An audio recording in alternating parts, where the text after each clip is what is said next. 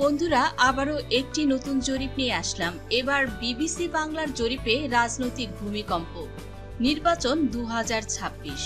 BBC বাংলার জরিপে বাংলাদেশে এক চমকপ্রদ রাজনৈতিক চিত্র। কে যাচ্ছে সামনে, কে হারাচ্ছে আস্থা, আর আগামী নির্বাচনে কার আসন সংখ্যা কত। সাথে থাকুন, বিশ্লেষণ শুরু করছি ধাপে ধাপে। বিবিসি বাংলা বিশ্বের অন্যতম পুরনো সংবাদ মাধ্যম। ব্রিটিশ ব্রডকাস্টিং কর্পোরেশনের বাংলা বিভাগ নিরপেক্ষ ও নির্ভরযোগ্য প্রতিবেদন এবং জনমত জরিপের জন্য বহুল জনপ্রিয়। এই জরিপে অংশ নিয়েছে প্রায় 27,75,000 ভোটার, যা নিঃসন্দেহে একটি বিশাল জনগোষ্ঠীর মতামত।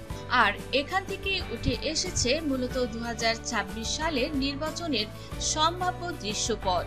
বাংলাদেশে এখন চলছে রাজনীতির উত্তাল সময়। একদিকে সরকার দলীয় উন্নয়নের বার্তা, অন্যদিকে বিরোধী দলের গণতন্ত্র পুনরুদ্ধারের দাবি।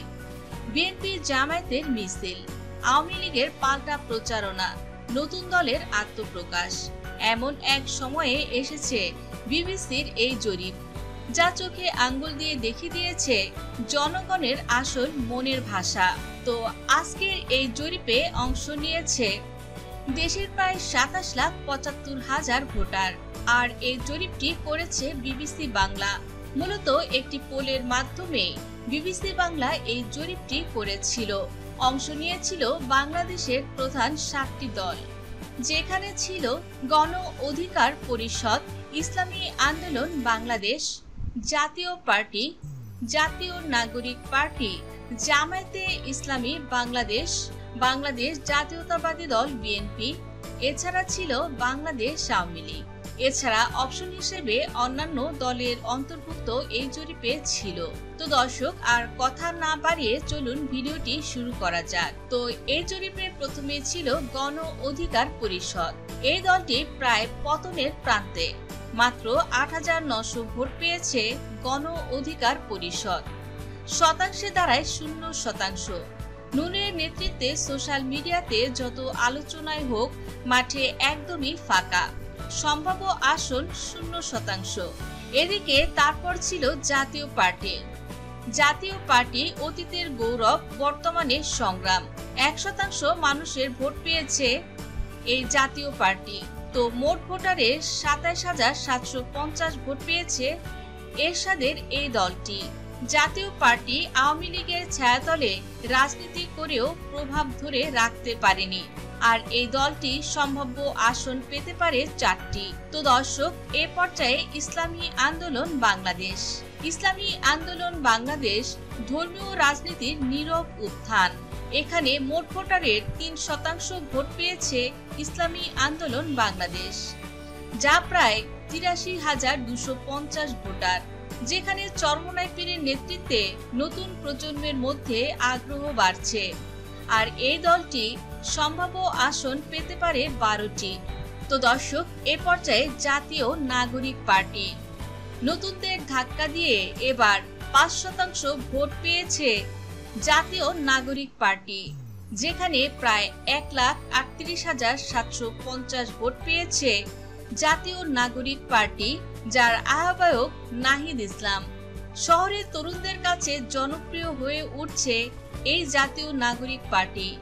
নতুন ভাবনা, নতুন ধারার রাজনীতি, এবং এই দলটির এই জরিপ অনুযায়ী সম্ভাব্য আসন রয়েছে 20টির মতো। তো দর্শক, এ পর্যায়ে জাতীয়তাবাদী দল বিএনপি। হারানো আস্থা নাকি টিকে থাকার সংগ্রাম। জাতীয়তাবাদী দল বিএনপি পেয়েছে 15% মানুষের সমর্থন, যেখানে মোট ভোটারের 4,17,250 ভোট পেয়েছে জাতীয়তাবাদী দল বিএনপি। নেতৃত্বের সংকট, মামলা, অনুপস্থিতি, রাজনীতি, কিন্তু একটা বড় ভোট ব্যাংক এখনো ধরে রেখেছে জাতীয়তাবাদী দল বিএনপি, যার অ্যাক্টিং চেয়ারম্যান বর্তমানে তারেক রহমান এবং সভানেত্রী বেগম খালেদা জিয়া।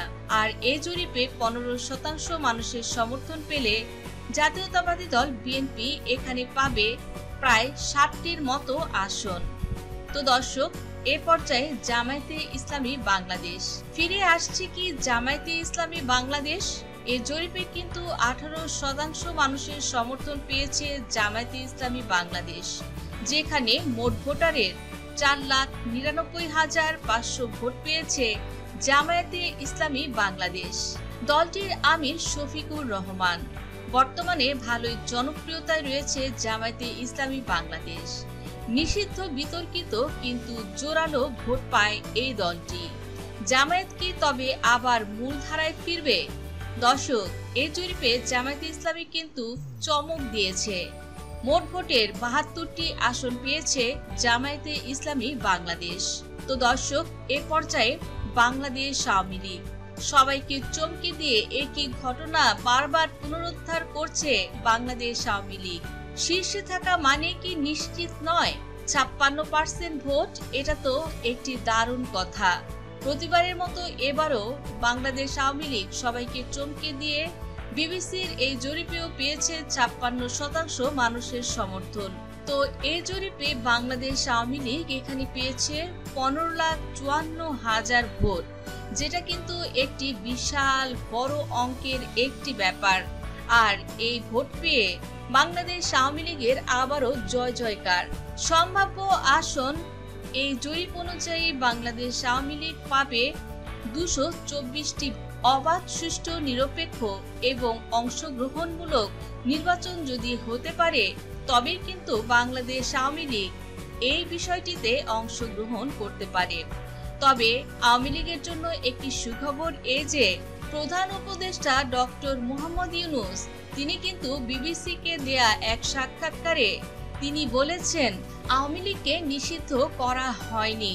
তার মানে আওয়ামী লীগ এবার 2026 সালের নির্বাচনে অবশ্যই অংশগ্রহণ করতে পারছে বাংলাদেশ আওয়ামী লীগ। আর সুষ্ঠু নির্বাচনের মাধ্যমে আওয়ামী লীগ কিন্তু আবারও সংস্কারের মাধ্যমে ফিরে আসতেই পারে।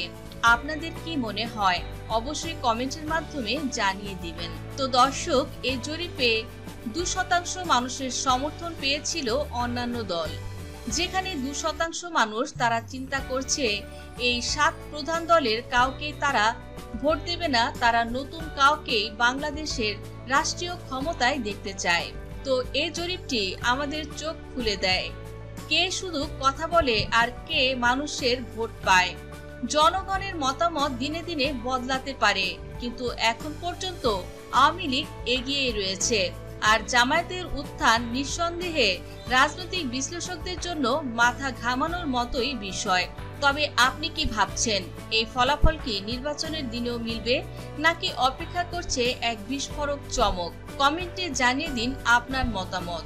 আর লাইক, শেয়ার, সাবস্ক্রাইব তো করবেনই, কারণ আপনি দেখছেন সাহসী বিশ্লেষণ। ধন্যবাদ দর্শক সম্পূর্ণ ভিডিওটি দেখার জন্য।